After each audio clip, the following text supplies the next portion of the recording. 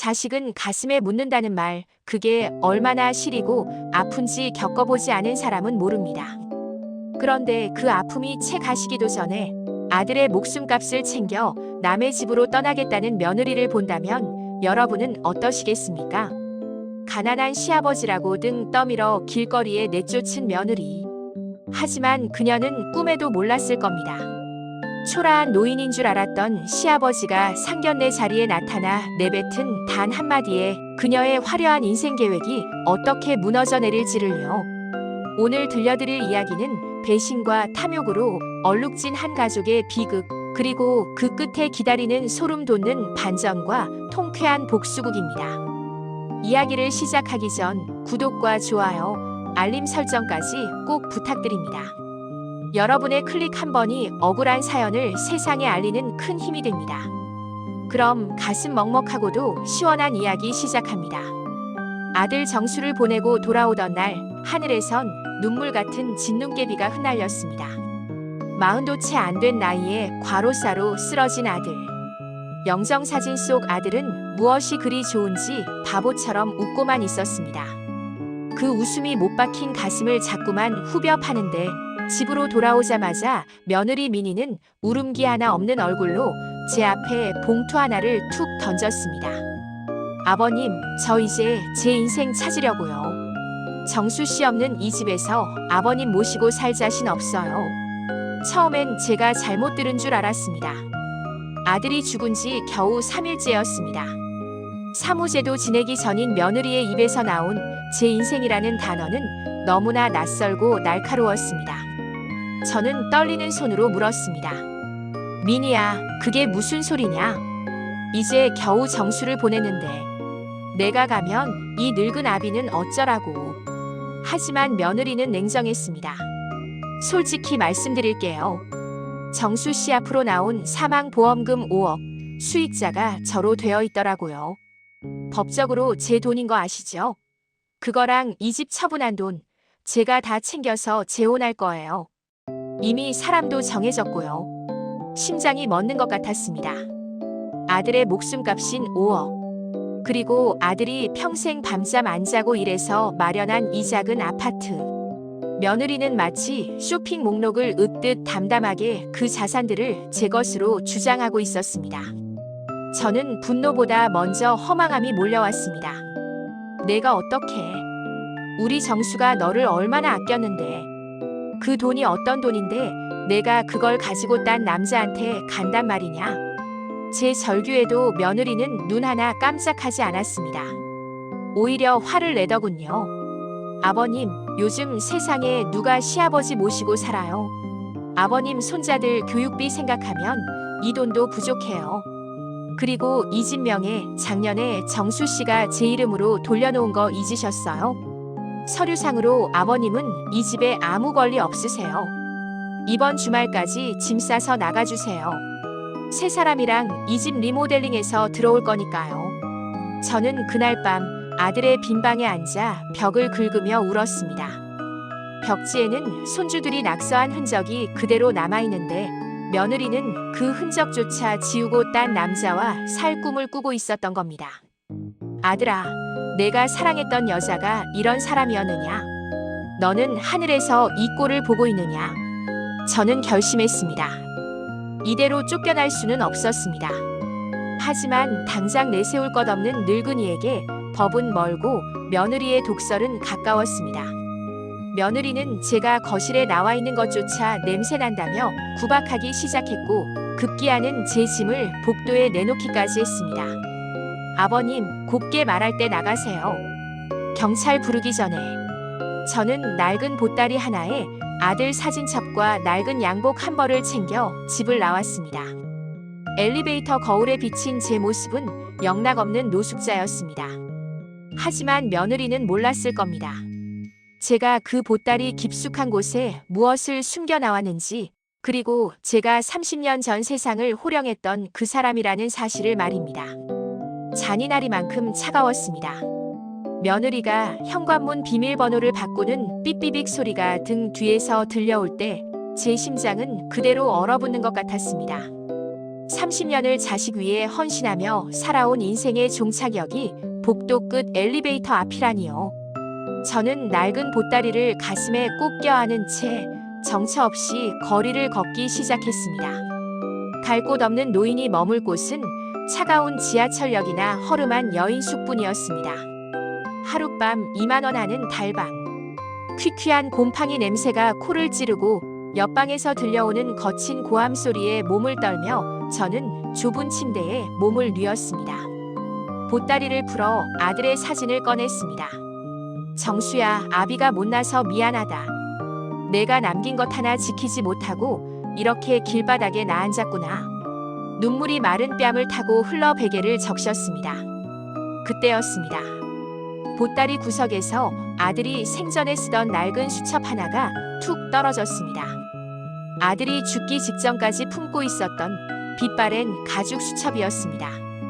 무심코 넘겨본 수첩 안에는 며느리는 절대 몰랐을 아들의 눈물겨운 기록들이 적혀 있었습니다. 2월 14일. 민희가 또 아버님 병원비 문제로 화를 냈다.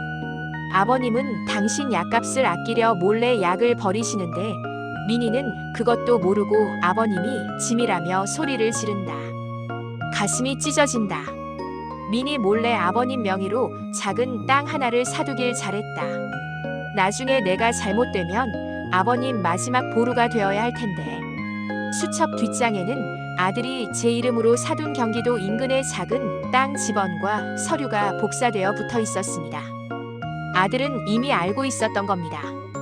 자신의 몸이 예전 같지 않다는 것을, 그리고 자신이 떠나면 며느리가 저를 어떻게 대할지를요. 아들은 죽어가는 순간에도 늙은 아비의 앞날을 걱정하며 마지막 생명줄을 묶어두었던 것입니다. 저는 그 수첩을 가슴에 묻고 밤새 울었습니다. 그리고 결심했습니다. 이대로 주저앉아 며느리의 비웃음을 사며 죽지는 않겠다고 말입니다. 아들이 남긴 이 소중한 유산을 지키고 배은망덕한 며느리에게 천벌이 무엇인지 똑똑히 보여주겠노라 맹세했습니다.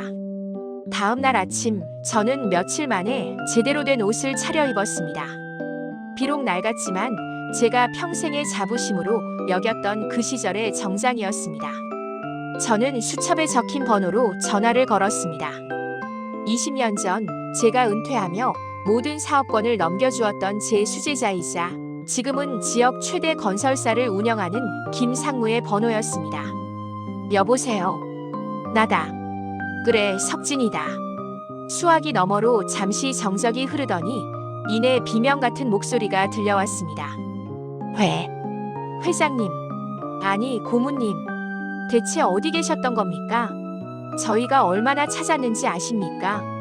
김상무의 떨리는 목소리에 저는 참았던 설움이 다시 터져 나올 것 같았지만 입술을 꽉 깨물며 차갑게 말했습니다. 김상무, 사람 하나 좀 알아봐야겠다. 그리고 내가 다시 세상 밖으로 나가야 할 이유가 생겼어. 저는 그날로 김상무가 보내준 차를 타고 아들이 남겨준 땅을 확인하러 갔습니다. 그런데 그곳에서 저는 뜻밖의 광경을 목격했습니다.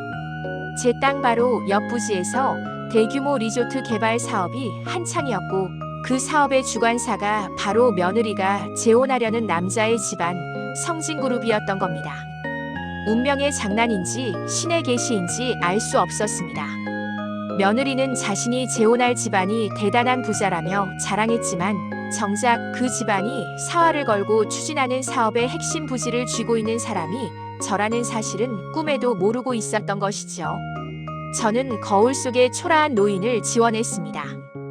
이제는 인자한 시아버지가 아니라 아들의 원수를 갚고 정의를 바로잡을 매서운 심판자로 돌아갈 준비를 마쳤습니다.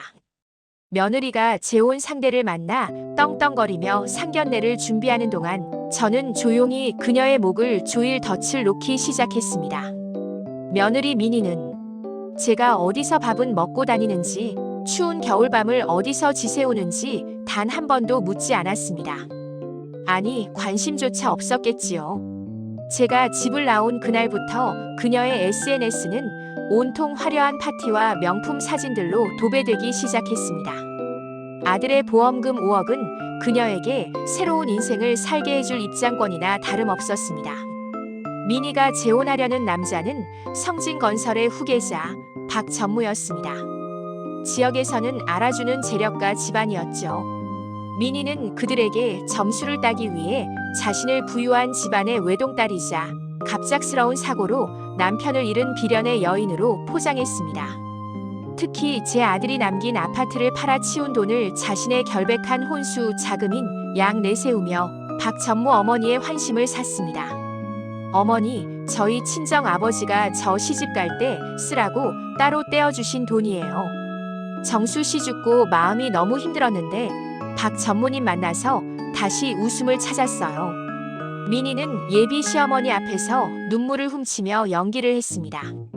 시아버지를 길거리에 내쫓은 악마 같은 모습은 온데간데 없고 세상 어디에도 없는 가련하고 조신한 며느리 후보가 되어 있었던 겁니다.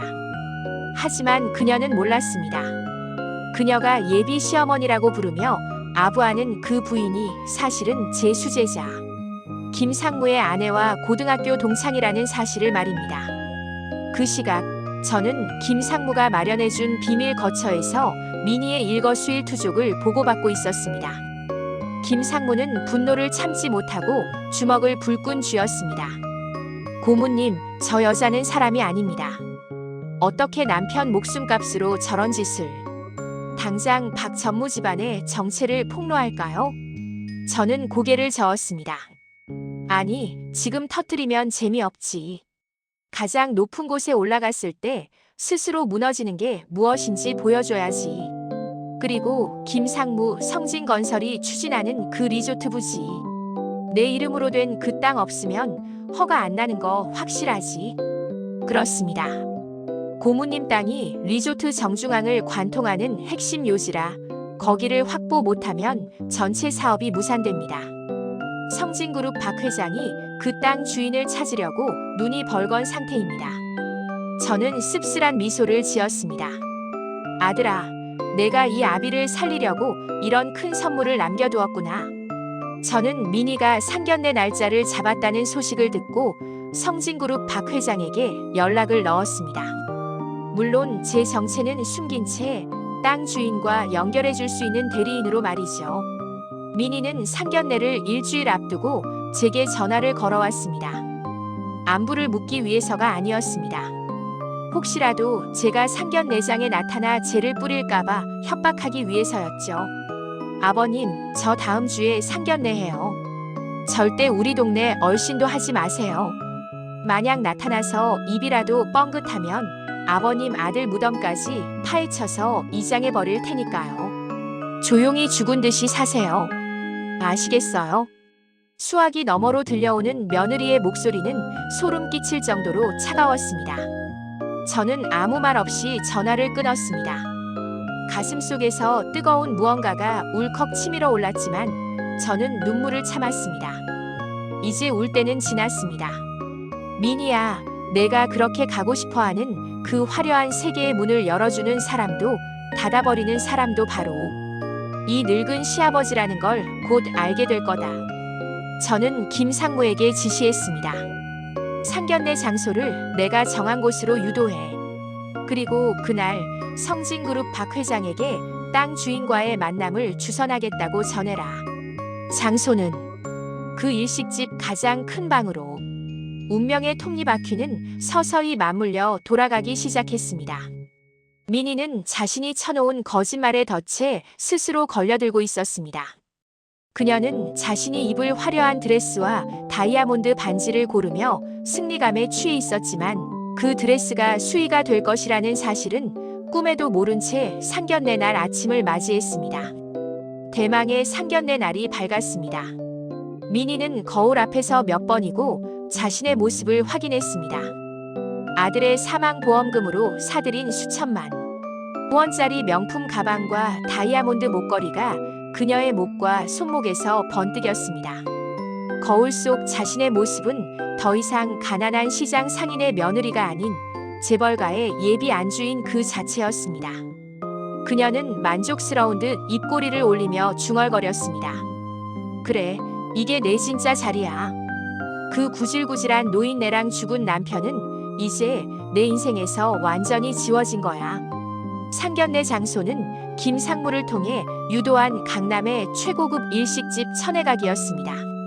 한 끼 식사비가 웬만한 직장인 한 달 월급에 맞먹는다는 그곳에 가장 크고 화려한 방이 예약되어 있었죠. 성진그룹 박 회장 일가는 이미 도착해 상석에 앉아 있었습니다. 박 회장은 오늘 이 자리에서 자신의 아들과 결혼할 부유한 집안의 외동딸을 맞이함과 동시에 리조트 사업에 사활이 걸린 땅 주인의 대리인을 만나기로 되어 있어 매우 들뜬 기색이었습니다. 민희가 방 안으로 들어서자 박 회장의 아내인 이 여사가 환하게 웃으며 맞이했습니다. 어머, 민희 양. 오늘 너무 예쁘네. 역시 우리 집안 식구가 될 사람이라 그런지 기품이 넘쳐. 민희는 수줍은 듯 고개를 숙이며 연기했습니다. 어머니, 과찬이세요. 저희 친정 아버지가 오늘 갑자기 급한 일이 생기셔서 못 오신 게 너무 죄송하다고 전해달라셨어요. 대신 조만간 더 좋은 자리 마련하시겠다고요. 민희는 존재하지도 않는 재력과 친정 아버지를 팔아가며 능청스럽게 거짓말을 이어갔습니다. 박 회장은 흡족한 듯 고개를 끄덕였습니다. 허허, 바쁘신 분이면 그럴 수 있지. 사돈댁이 교육을 참 잘 시키셨어. 우리 성진건설이랑 사돈댁이 힘을 합치면 이번 리조트 사업은 그야말로 대박이 날 걸세. 며느리는 그 리조트 사업이 무엇인지도 모르면서 그저 맞장구를 치며 와인을 들이켰습니다. 그 시각 저는 식당 복도 끝에서 숨을 고르고 있었습니다. 제가 입은 수트는 30년 전 제가 이 바닥에 살아있는 전설로 불리던 시절에 맞춤 제작했던 수트였습니다. 세월이 흘러 조금 낡았지만 그 수트가 내뿜는 권위와 기품은 여전했습니다. 제 곁에는 김상무가 깍듯하게 서 있었고 그의 손에는 며느리의 모든 악행이 담긴 서류 봉투와 녹음기가 들려 있었습니다.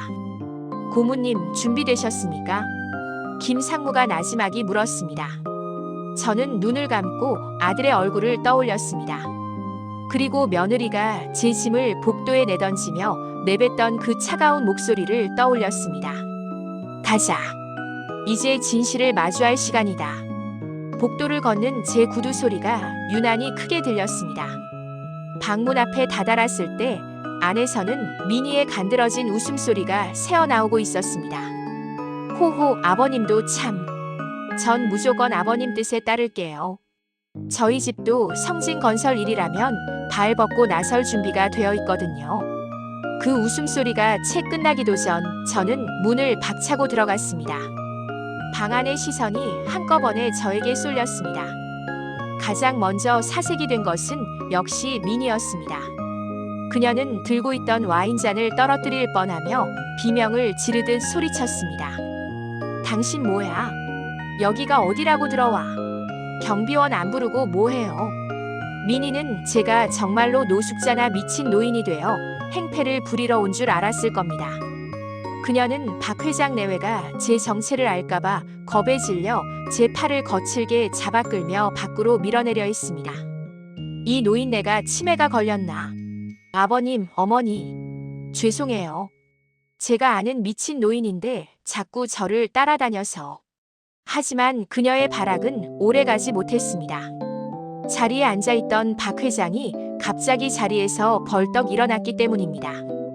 박 회장은 민희의 상상과는 전혀 다른 반응을 보였습니다. 그는 경악과 경외심이 섞인 눈으로 저를 바라보더니 민희의 손을 거칠게 뿌리치고 제 앞으로 달려와 90도로 허리를 굽혔습니다. 회장님, 아니 고모님, 이게 대체 어찌된 일입니까? 오늘 오시기로 한 분이 정말 고모님이셨습니까?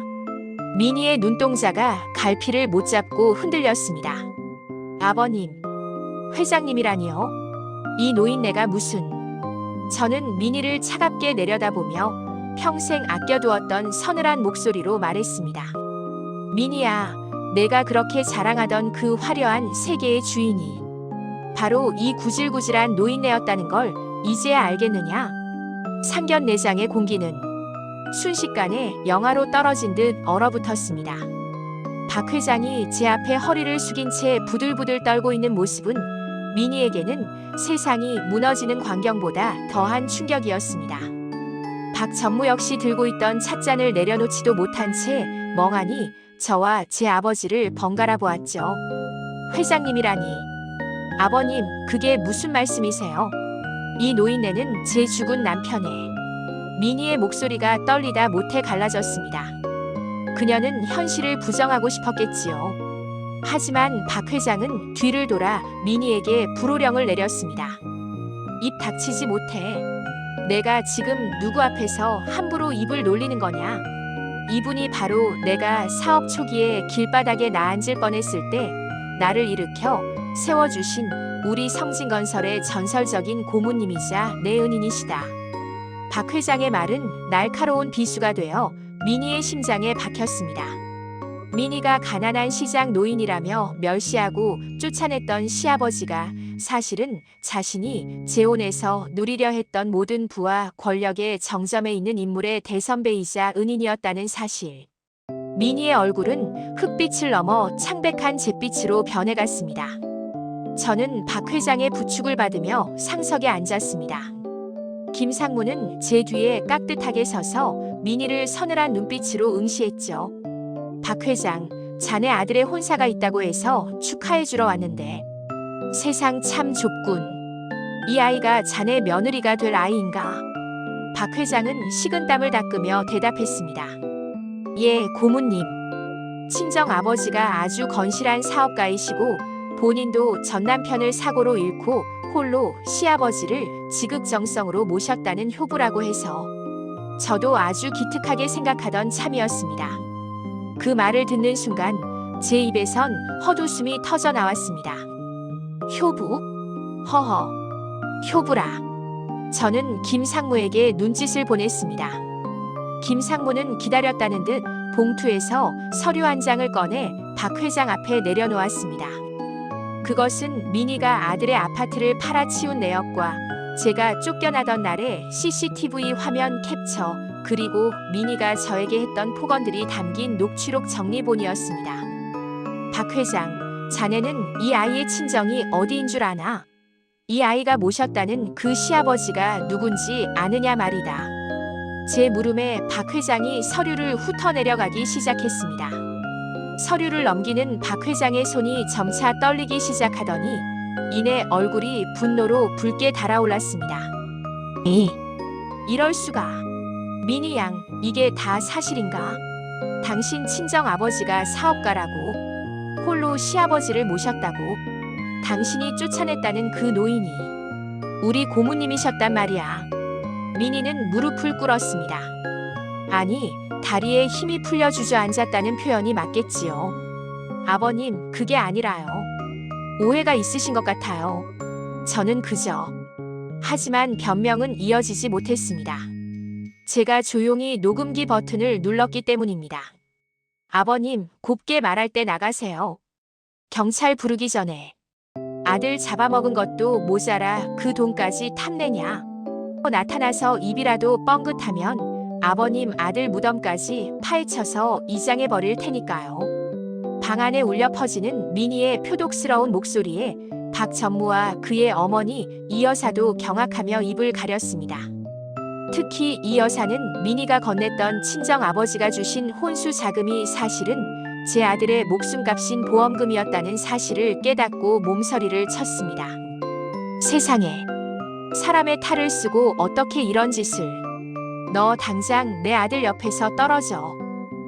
이 여사가 비명을 질렀습니다. 저는 민희를 물끄러미 바라보았습니다. 그녀의 눈에는 이제 탐욕이 아닌 공포만이 가득했습니다. 민희야, 너는 내 아들의 목숨값 5억이 내 인생을 바꿔줄 황금 열쇠인 줄 알았겠지. 하지만 그건 너를 파멸로 이끄는 지옥의 문이었다. 내가 그렇게 탐내던 이 집안 성진건설. 내가 오늘 박 회장에게 이 땅의 매매 계약서를 전해주러 왔다. 하지만 계약의 조건은 단 하나다. 박 회장이 침을 삼키며 저를 보았습니다.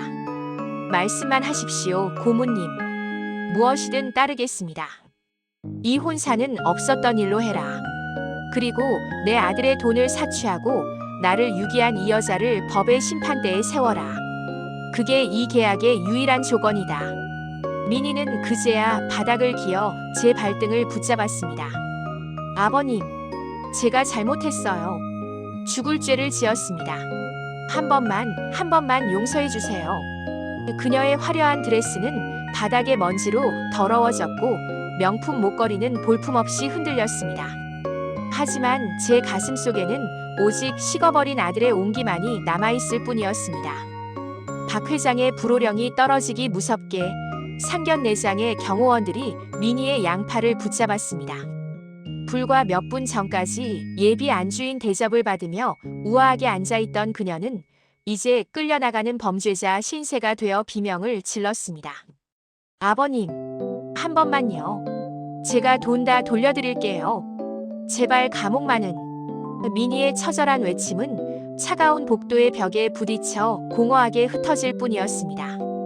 저는 떨리는 손을 진정시키며 박 회장을 돌아보았습니다. 박 회장, 자네 아들의 눈을 가렸던 건 저 여자의 연기가 아니라 자네 집안의 욕심이었을지도 모르네. 뒷조사 한번 제대로 안 하고 그저 돈 많은 집 딸이라는 말에 혹했으니 말이야. 제 일침에 박 회장은 고개를 들지 못했습니다. 면목 없습니다, 고모님. 제가 자식 혼사를 너무 가볍게 생각했습니다. 당장 저 여자가 가로챈 고모님 아드님의 보험금과 집 판 돈, 제가 법무팀을 동원해서라도 단 1원까지 다 찾아내겠습니다. 그날 오후 민희가 머물던 화려한 호텔 스위트룸에는 압류 딱지가 붙기 시작했습니다. 김 상무와 연결된 변호인단은 이미 민희가 아들의 사망보험금을 수령하는 과정에서 서류를 조작하고 시아버지를 유기한 정황을 포착해 법원에 재산 보전 처분을 신청해둔 상태였습니다.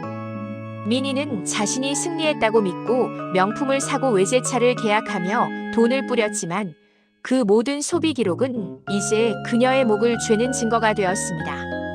검찰 조사가 시작되자 민희의 민낯은 더욱 추악하게 드러났습니다. 그녀는 아들이 과로로 쓰러져 병원에 누워있던 그 마지막 순간에도 아들의 지문을 이용해 예금 인출 서류를 꾸몄던 사실이 밝혀졌습니다. 아들이 차갑게 식어가는 동안 그녀가 한 일은 슬퍼하는 것이 아니라 아들의 휴대폰으로 보험금을 신청하고 제 이름을 수익자에서 삭제하는 조작이었습니다. 조사실에서 민희를 마주했을 때 그녀는 이미 상견례장의 화려한 모습은 온데간데 없는 폐인이 되어 있었습니다. 아버님, 저 좀 살려주세요. 정수 씨가 저 사랑했잖아요. 정수 씨를 봐서라도. 그녀는 마지막까지 죽은 아들의 이름을 팔아 동정을 구했습니다.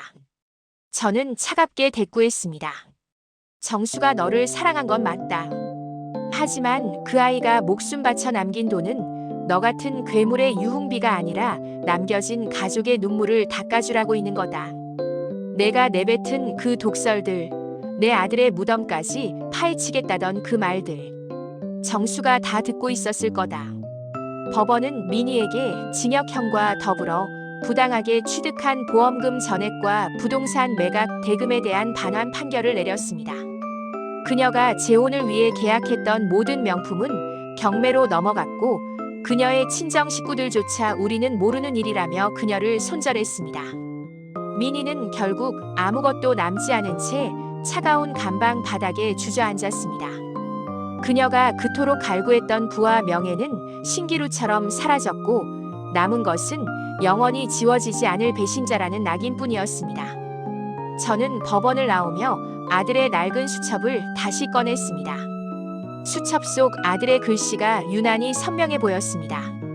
아들아, 이제 첫 번째 매듭을 풀었구나. 하지만 이것으로 끝이 아니었습니다.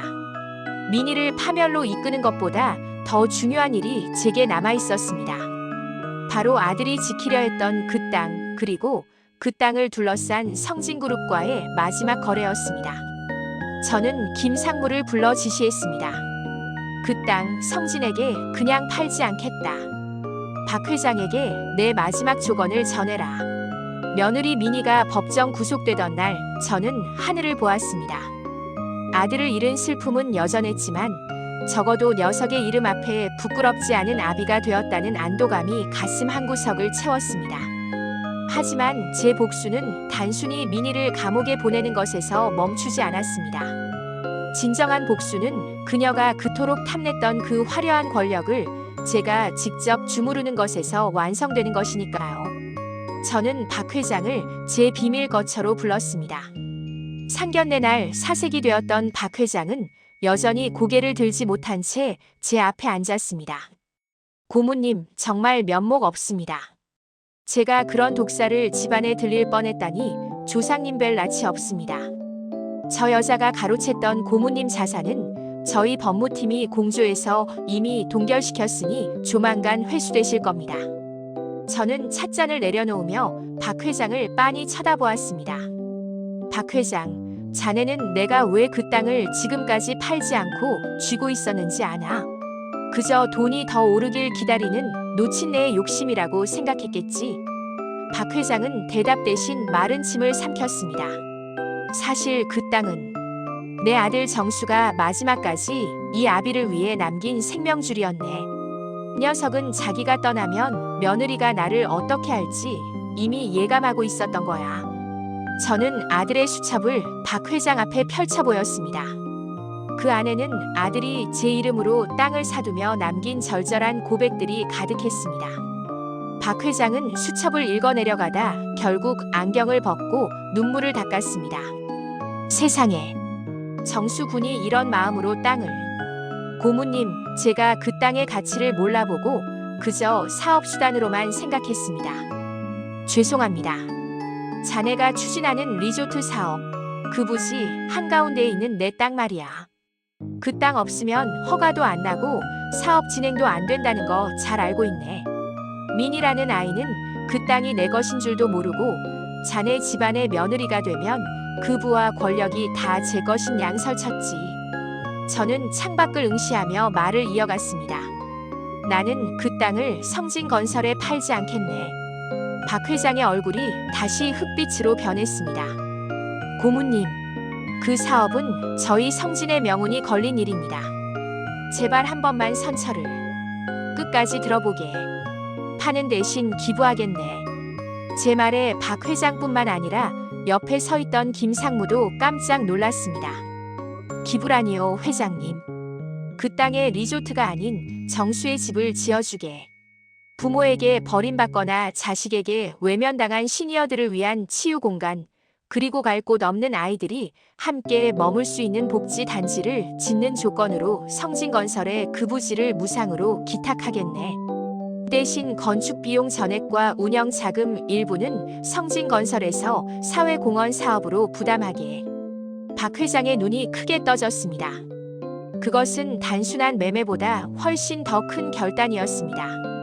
만약 성진건설이 이 프로젝트를 성공시킨다면 기업의 이미지 제고는 물론이고 그 어떤 리조트보다 더 가치 있는 사회적 유산을 남기게 되는 것이었습니다. 고모님, 그 귀한 땅을 정말 그렇게 쓰시겠다는 말씀이십니까? 내 아들의 목숨값이 누군가의 사치품이 되는 꼴은 죽어도 못 본다. 하지만 누군가의 눈물을 닦아주는 집이 된다면 우리 정수도 하늘에서 기뻐하지 않겠나. 저는 수첩을 덮으며 단호하게 덧붙였습니다. 이것이 내 마지막 거래 조건일세. 박 회장, 자네가 진정으로 내 아들에게 속죄하고 싶다면 이 프로젝트를 완벽하게 수행해주게. 박 회장은 자리에서 일어나 제 앞에 무릎을 꿇었습니다. 고모님, 아니 스승님, 명심하겠습니다. 수익이 아닌 진심을 담아 짓겠습니다. 정수군의 이름이 영원히 빛날 수 있도록 제가 모든 것을 걸겠습니다. 민희가 아들의 보험금을 훔쳐 명품 가방을 사고 화려한 재혼을 꿈꾸던 그 시간에 저는 아들이 남긴 마지막 유산으로 수천 명의 눈물을 닦아줄 원대한 계획을 세우고 있었습니다. 이것이 바로 진짜 부모의 마음이자 탐욕에 눈먼 자들이 결코 이해할 수 없는 신의 한 수였습니다. 차가운 콘크리트 벽으로 둘러싸인 구치소 안. 민희는 헝클어진 머리를 하고 구석에 멍하니 앉아 있었습니다. 불과 얼마 전까지 그녀가 누렸던 비단결 같은 시트와 향기로운 와인은 이제 전생의 일처럼 아득했습니다. 그녀는 여전히 현실을 믿지 못했습니다. 아버님이 그럴 리 없어. 그저 운 좋게 땅 하나 가진 노인네일 뿐인데 박 회장님이 왜 그 노인 앞에 무릎을 꿇은 거야? 그녀는 여전히 제가 누구인지 어떤 삶을 살아왔는지 깨닫지 못한 채 오직 억울함에 몸을 떨었습니다. 그러던 어느 날 민희에게 면회객이 찾아왔습니다. 바로 제가 보낸 김상무였습니다. 민희는 김상무가 제 비서라는 사실을 알고는 철창 너머로 소리를 질렀습니다. 김 비서님, 아버님께 전해주세요. 저 정말 반성하고 있다고요. 보험금 다 돌려드릴 테니까 제발 탄원서 한 장만 써달라고요.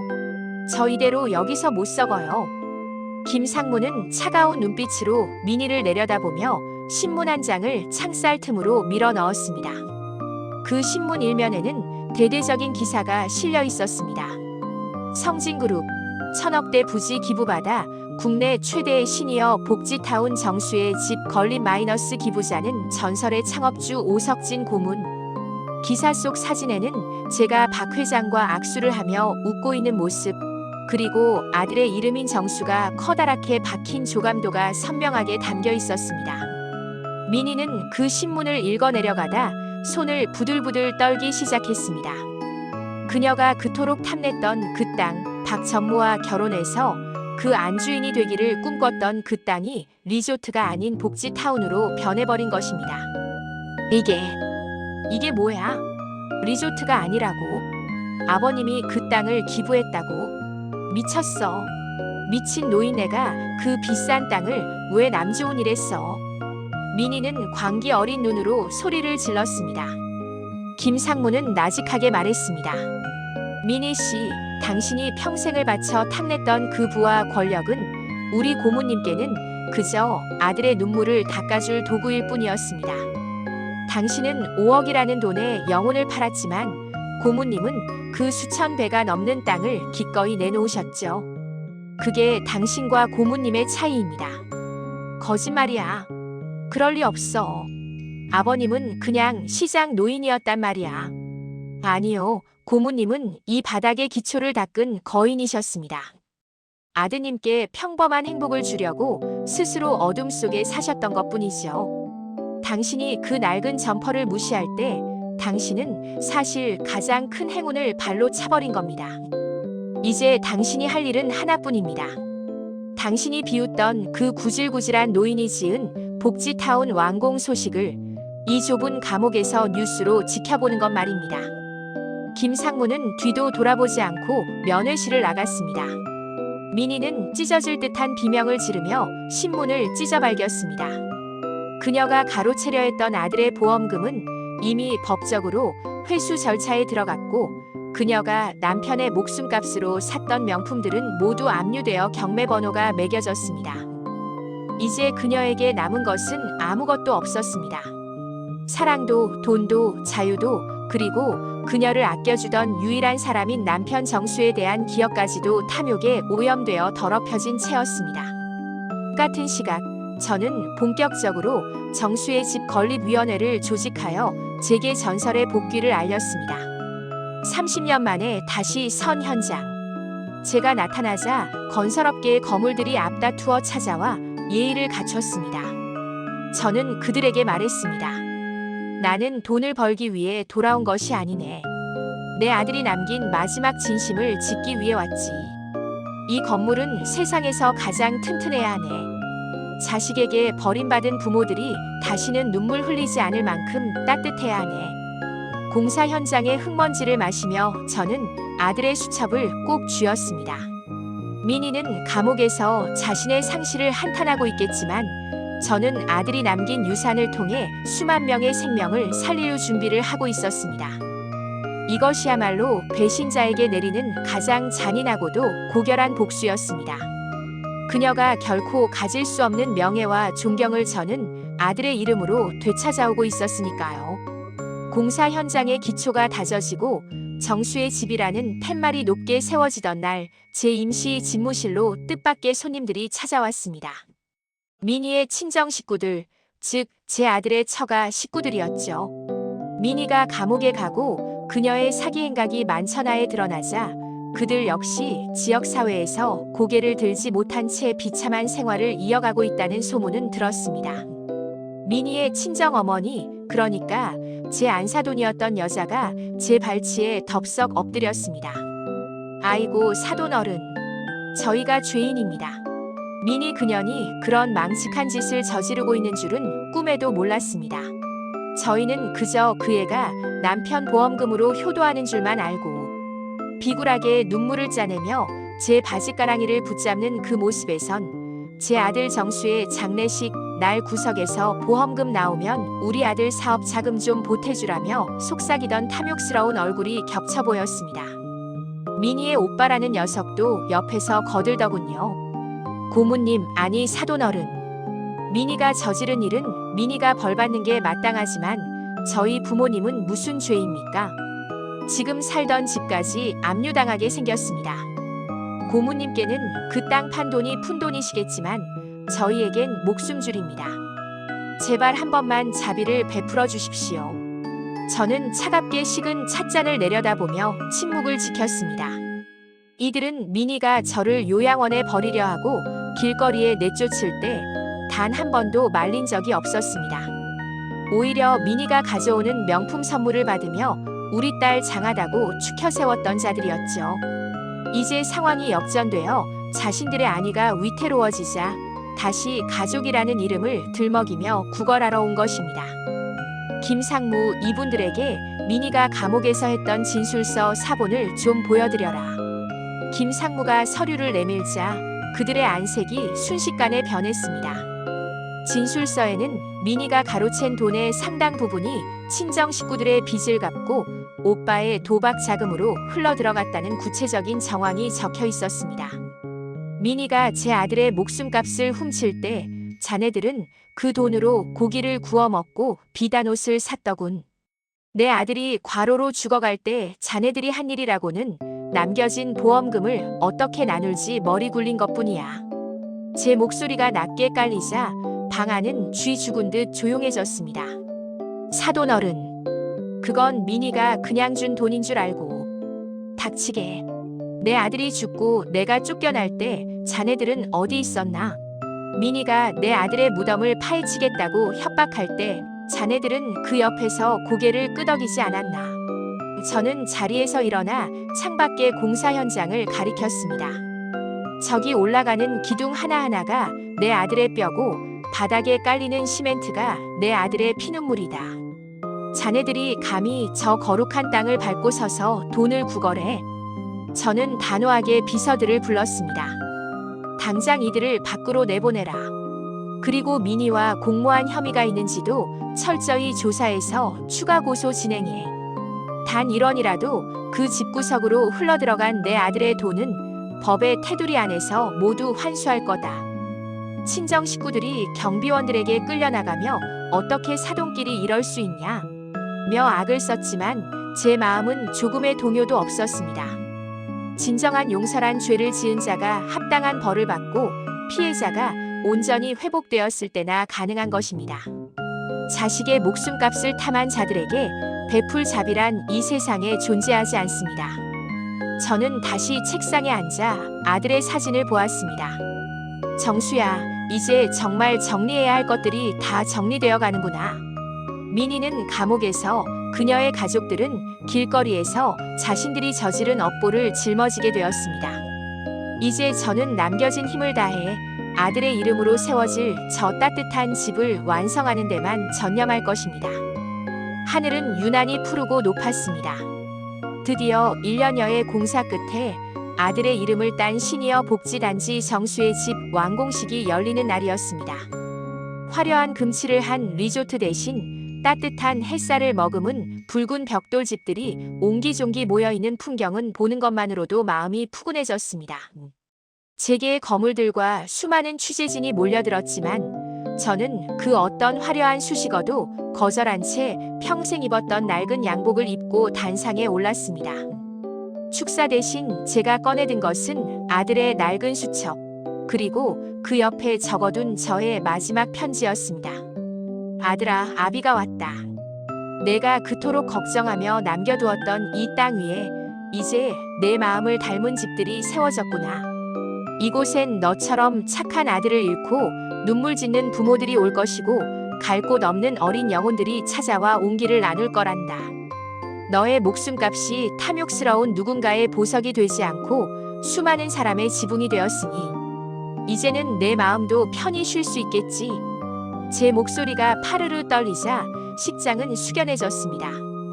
박 회장과 김 상무는 눈시울을 붉히며 고개를 숙였고 멀리서 소문을 듣고 찾아온 동네 노인분들은 제 손을 꼭 맞잡아 주셨습니다. 그 순간 제 마음속을 시커멓게 태웠던 복수의 불길이 비로소 잔잔한 등불로 변하는 것을 느꼈습니다.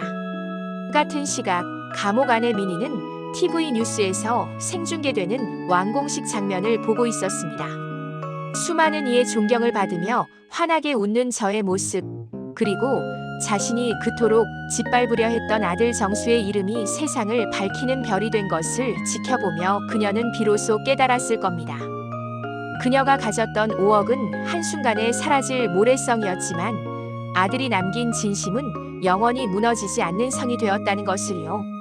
그녀는 이제 평생을 죄책감이라는 감옥 속에서 자신이 놓쳐버린 진짜 보물이 무엇이었는지 곱씹으며 살아가게 될 것입니다. 완공식이 끝난 후 저는 홀로 아들이 좋아하던 나무 아래 벤치에 앉았습니다. 김 상무가 다가와 나직이 말했습니다. 고모님, 이제 모든 정리가 끝났습니다. 민희와 그 친정 식구들은 법적으로 모든 자산이 몰수되었고 이제는 이 동네에 발도 붙이지 못할 겁니다. 저는 고개를 끄덕였습니다. 그래, 고생했네 김상무. 하지만 진짜 정리는 저들을 벌주는 것이 아니라 내 마음속에서 저들을 지워내는 것이더군. 이제 내 가슴엔 분노가 아니라 우리 정수의 미소만 남겨두려 하네. 저는 품 안에서 아들의 사진을 꺼내어 햇살 아래 비춰보았습니다. 사진 속 아들은 여전히 바보처럼 환하게 웃고 있었습니다. 마치 아버지 고생하셨어요. 이제 다 잊고 편히 쉬세요라고 말하는 것 같았습니다. 저는 아들의 사진 위에 제 손을 겹쳐 올렸습니다. 이제는 더 이상 낡은 여인숙 방에서 눈물 짓지 않아도 됩니다. 며느리의 독설에 가슴을 부여잡지 않아도 됩니다. 저는 정수의 집 정원에 아들이 좋아하던 꽃들을 심으며 남은 생을 이곳의 노인들과 아이들을 돌보며 보내기로 했습니다. 회장님이라는 화려한 명칭 대신 아이들의 할아버지로 노인들의 친구로 살아가는 것.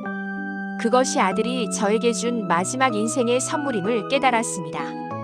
여러분, 배신과 탐욕은 한순간을 지배할 수 있지만 진실과 사랑은 영혼을 지배합니다. 제가 들려드린 이 긴 이야기가 누군가에게는 위로가, 누군가에게는 경종이 되었기를 바랍니다. 물론 세상이 다 그런 것이 아니라는 점은 저도 잘 압니다. 하지만 적어도 부모의 사랑을 우습게 여기고 천륜을 저버린 자에게 하늘은 반드시 그 값을 치르게 한다는 것을 잊지 마십시오. 이 긴 여정을 끝까지 함께 해주셔서 감사합니다. 여러분의 삶에도 정의와 사랑이 가득하기를 빌며 오늘의 사이다 사연 마칩니다. 이야기가 가슴에 남으셨다면 구독과 좋아요, 알림 설정 부탁드립니다. 여러분의 응원이 있기에 저는 오늘도 따뜻한 사연을 찾아 나섭니다. 감사합니다.